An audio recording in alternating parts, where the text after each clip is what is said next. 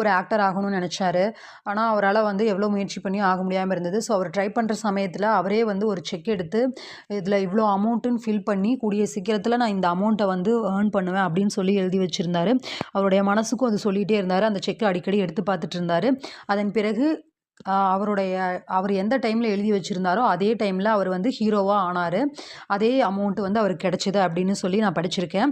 So இந்த மாதிரி நெறைய விஷயங்கள் இருக்கு. நம்ம மனது தான் காரணம். நம்ம முக்கியமா காரணம். நம்ம மனசுக்கு தேவையான விஷயங்கள நம்ம தான் உருவாக்கணும்.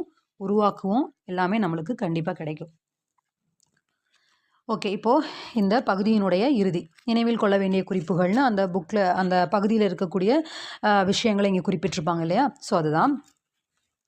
ஃப்ரெண்ட்ஸ் உங்களுக்கு இந்த புத்தகம் வேணும் அப்படின்னு நினச்சிங்கன்னா, நம்ம இந்த வீடியோவுக்கு கீழ அதாவது ஆழ்மனதின் அற்புத சக்தி புத்தகத்தினுடைய எல்லா பகுதிகள்லையுமே வந்து அந்த பிளேலிஸ்ட்ல இருக்கிற எல்லா பிரிவுகள்லையுமே வந்து கீழ டிஸ்கிரிப்ஷன்